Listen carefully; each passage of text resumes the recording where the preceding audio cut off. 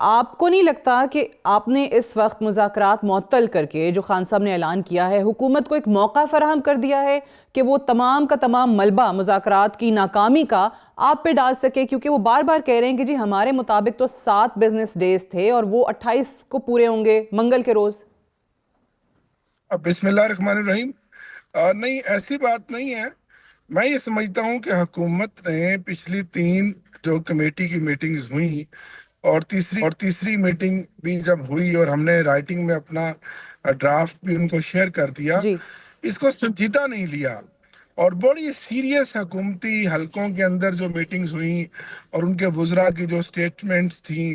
اور اس ڈرافٹ کے بعد میں آپ کو آف دی ریکارڈ بتاؤں کہ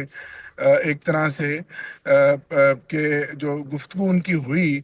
وہ یہ ہوئی کہ ہم نے ڈرافٹ تو لے لیا لیکن کمیشن ہم نے کسی صورت میں نہیں بنانا۔ ٹھیک ہے۔ اب ظاہر ہے جب وہ میٹنگ ہوئی اور وہ اس میں پوری حکومتی مذاکراتی کمیٹی کے ممبران شامل تھے اور مختلف پارٹیوں کے وہ لوگ تھے، تو جب ان سے رابطہ ہوا یا انہوں نے اپنے طور پر اپنے ذرائع کو بتایا کہ جی جی میٹنگ میں ہم نے یہ فیصلہ کیا کہ پی ٹی آئی نے ڈرافٹ تو دے دیا لیکن ہم نے کمیشن نہیں بنانا، تو جب آپ نے کمیشن نہیں بنانا تو پھر ہم 28 کا یا 30 کا انتظار کیا کرتے ہیں؟ ہم نے تو 20 دن پہلے ہی آپ کو بتا دیا تھا کہ اگر آپ کمیشن نہیں بنائیں گے تو پھر آگے مذاکرات نہیں چلیں گے۔ وہ بات آپ کی حکومت نے بالکل ٹھیک ہے مالک صاحب، وہ بات آپ کی اپنی جگہ بالکل درست ہے۔ ہم بھی یہ اپنے اکثر پروگرامز میں اپنا تجزیہ بھی یہی دیتے تھے کہ حکومت کے پاس اس وقت آپ کو دینے کے لیے، آفر کرنے کے لیے کچھ ہے نہیں۔ یہ شاید ٹائم گین کرنے کے لیے تو پریکٹس ہو سکتی ہے، لیکن اگر یہ 2-3 دن اور ہو جاتے، آپ نے رائٹنگ میں مطالبات دیے، وہ بھی اگر تحریری طور پہ آپ کو انکار کر دیتے، جواب دے دیتے، تو آپ کے جتنے بھی آرگومنٹس ہیں ان میں شاید زیادہ وزن آ جاتا۔ ہاں جی، اس کا جواب یہ ہے کہ جب ہم نے ان کو رائٹنگ میں دیے جی اور اس سے پہلے جو تیسری ملاقات ہوئی اور جی اس ملاقات کے دن سے ہی اسپیکر صاحب کو اور باقی لوگوں کو یہ کہا گیا کہ اب آپ ہماری میٹنگ ارینج کروا دیں جیل میں وزیر اعظم عمران خان صاحب سے، کہ اگر ان سے میٹنگ ہماری ہو جاتی ہے تو مزید کلیئرٹی آ جائے گی۔ ٹھیک ہے۔ اور یہ پچھلا پورا ویک جب جس دن مذاکرات کو کال آف کیا ہے اس سے پیچھے مسلسل 8 دن روزانہ ہمارا رابطہ رہا اسپیکر آفس سے بھی اور ڈار صاحب سے بھی، کہ اب انہوں نے کہا آج ملاقات کروا دیتے ہیں، کل کروا دیتے ہیں، پرسوں کروا دیتے ہیں۔ تو 8 دن جب ملاقات نہیں ہوئی تو وکلا تک ظاہرہ خان صاحب کو ایکسیس ہے، تو وکلا کا ہر وکیل کی اپنی ایک سوچ ہے، اپنی ایک رائے ہوتی ہے، ٹھیک۔ پولیٹیکل لوگوں کی اپنی ایک اور بات ہوتی ہے۔ جو کمیٹی کے ممبران تھے وہ گراؤنڈ ریالٹی کو زیادہ بہتر سمجھتے ہیں، تو وکلا سے جب خان صاحب نے گفتگو کی اور وکلا نے اپنی رائے پیش کی اور اس رائے کے نتیجے میں خان صاحب نے کہا کہ یہ بالکل ٹرک کی بتی کے پیچھے لگا رہے ہیں اور انہوں نے ٹائم ضائع کرنا ہے، تو آج ہی آپ باہر جائیں اور جا کر اعلان کریں کہ ہم مذاکرات نہیں کریں گے۔ حالانکہ بیرسٹر گوہر صاحب موجود تھے، وہ کافی دیر ان کو اس بات پر قائل کرتے رہے کہ سر ایک بار مذاکراتی کمیٹی کی میٹنگ آپ سے ہو جائے اور ٹھیک اس ہے۔ کے بعد آپ کال آف کر دیجیے گا۔ تو یہ موقع بھی حکومت نے خود دیا۔ اور پھر میں آپ کو لیکن یہ جو آپ کہہ رہے ہیں آپ بیرسٹر گوہر والی بات، یہ بات درست ہے، کیونکہ بیرسٹر گوہر کی جب ملاقات ہوئی خان صاحب سے باہر آئے تو انہوں نے اعلان کر دیا، لیکن اچھا نہیں ہوتا کہ جو مذاکراتی کمیٹی ہے جو ان سے یہ تیسری نشست کر رہی ہے، تیسری بیٹھک شروع ہو چکی ہے، وہ خان صاحب سے ملاقات کرتی، کیونکہ وہ بھی بہت سب کے سب حیران رہ گئے، پریشان رہ جی گئے، ان کو جی بھی ٹی وی کے تھرو جی یہ جی اعلان سمجھ میں آیا۔ ایگزیکٹلی 8 دن ہم نے اعلان کی انتظار کیا، سوموار سے لے کر اور پچھلے جمعے تک، کہ خان صاحب سے اس کمیٹی کی ایک میٹنگ کروا دیں۔ تو پھر آپ کو حیرانگی ہوگی یہ سن کر، یہ حیرانگی کیا سب جانتے ہیں۔ تو پتہ یہ چلا کہ حکومتی جو لوگ ہیں جو میٹنگ کر رہے ہیں اور جو مین لوگ ہیں جو اس میں زیادہ اسٹیک ہولڈر ہیں، وہ انہوں نے اپنی اس میں معذوری کا اور مجبوری کا اور لاچاری کا اظہار کیا کہ جی ظاہرہ آپ سمجھتے ہیں کہ یہ کمیٹی کی ملاقات کن کی منظوری سے اور کن کی اس کے ساتھ ہونی ہے، گرین سگنل کے ساتھ، جی تو ہم اس میں بالکل بے بس ہیں، اور وہ بے بس نظر آئے اور ایک سلسلہ جو بڑھا تھا اور آگے چلا تھا، اور ایک امید کی کرن پیدا ہوئی تھی کہ شاید اس سے آگے ملک میں ایک سیاسی استحکام پیدا ہو، اور 2.5 پونے 3 سالوں سے جو فسطائیت اور جو جبر اور جو ظلم ہے، اور آج بھی ہمارے 2-2.5 ہزار کارکن جو ہیں 26 نومبر کے پوری طرح قید ہیں، اور اس سے پہلے 9 مئی کے ہمارے لوگ قید ہیں، شاید ایک راستہ بن جائے ان کارکنوں کی جو بے گناہ کارکن ہیں، جو 2-2.5 سال سے اس فسطائیت کا شکار ہیں، تو شاید کوئی وہ رہائی ہو جائے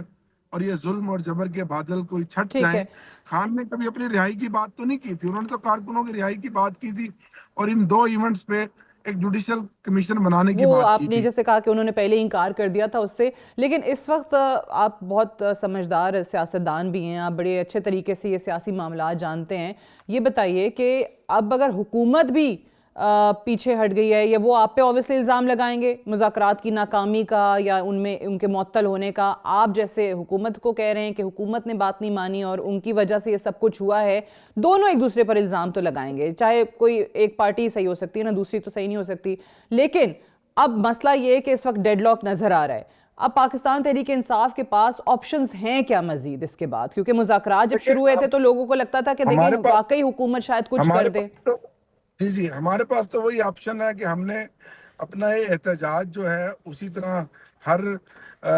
جگہ پر جاری و ساری رکھنا ہے، اور گراؤنڈ کے اوپر بھی، اور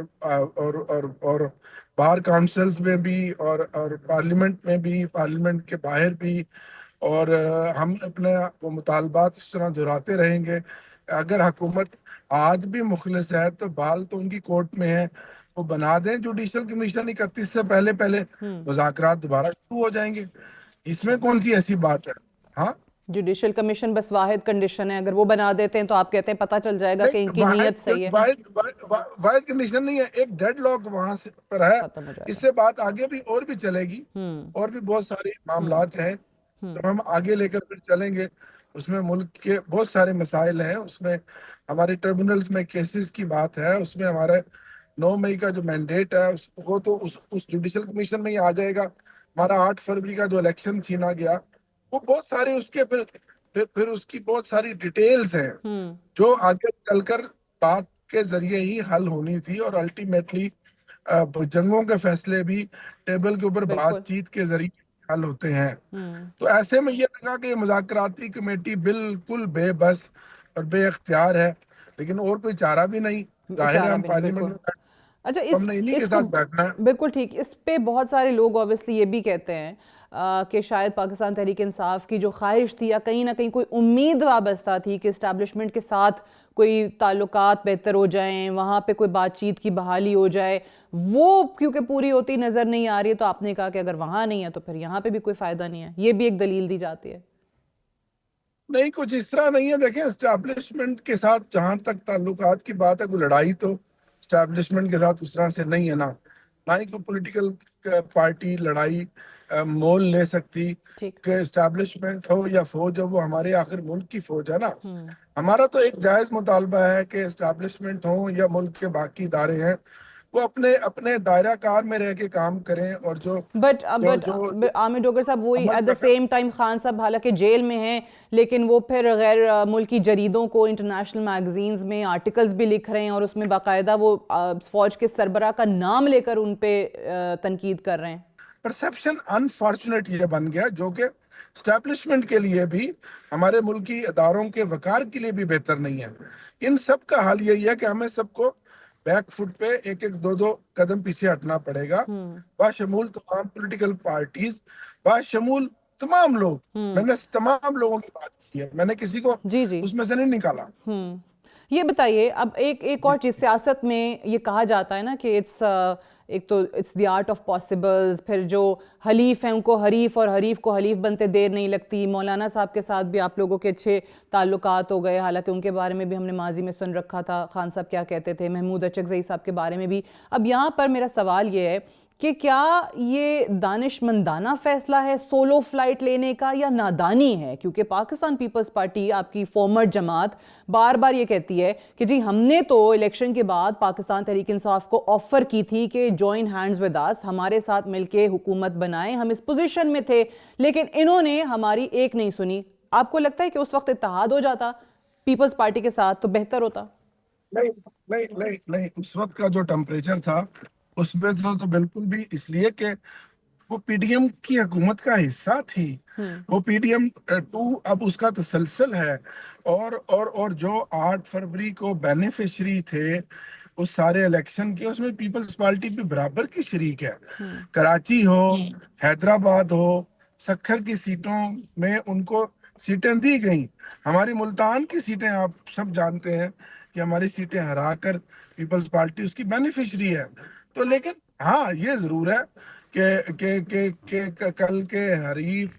آپ کے حلیف بن سکتے ہیں، اور یہ پوزیشنز کبھی ایسی جی ہمیشہ نہیں رہتی.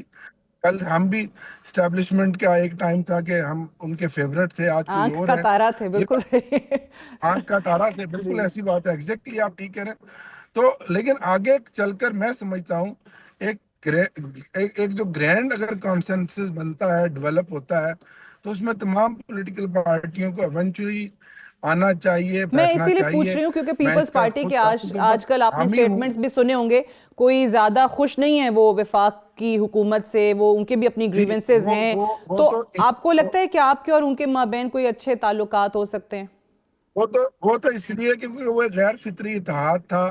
وہ پاور شیئرنگ کے اوپر ان کی لڑائی ہونی تھی. پنجاب میں قطن پی ایم ایل این نے ان کو سپیس نہیں دینی تھی. جو ان کی کمیٹی بنی پاور شیئرنگ کی، کل بالآخر سی سی نے فیصلہ کیا جی کہ وہ اب ہم اس کو تحلیل کرتے ہیں. اور اس کمیٹی نے، ہم نے دیکھا ہے کہ ایک سال میں کہیں کوئی پاؤں رکھنے کی جگہ انہوں نے، پی ایم ایل این نے پنجاب حکومت میں پیپلز پارٹی کو نہیں دی. اور ایونچولی آپ یہی دیکھیں گے کہ یہ ان کا اختلافات اور یہ تفریق بڑھتی چلی جائے گی. تو لیکن ہم تو خان صاحب نے جب کہا کہ آپ انگیج کریں ادر پولیٹیکل پارٹیز سے بھی، تو آپ نے دیکھا کہ ہم نے خاقان عباسی صاحب کو بھی انگیج کیا. ہم فیوچر میں جی ڈی اے کے پاس جا رہے ہیں، پیر صاحب پگاڑا کے پاس بھی جا رہے ہیں. پچھلے دنوں ٹھیک ہے. ایک ہم ڈیلیگیشن لے کے مصطفیٰ نواز کھوکھر صاحب کو بھی ملے. تو ہم چاہ رہے ہیں کہ یہ تمام وہ لائک مائنڈیڈ لوگ جو اس ملک میں ایک اپنا احترام رکھتے ہیں، اپنی ایک جگہ رکھتے ہیں، جو کریڈیبل لوگ ہیں، وہ اکٹھے ہوں اس ملک میں جمہوریت کی مضبوطی کے لیے. آئین جو میں سمجھتا ہوں کہنے کو تو ہے، لیکن آئین کی اصل روح کو بحال کرنے میں، رول آف لا کے لیے، اور جو سپریم کورٹ اور جو عدالتوں کو عملاً کینگرو کورٹس بنا دیا گیا ہے، ان کا اصلی جو ان کا ایک شخص تھا، اس کو اجاگر کرنے کے لیے، ایک عام آدمی کو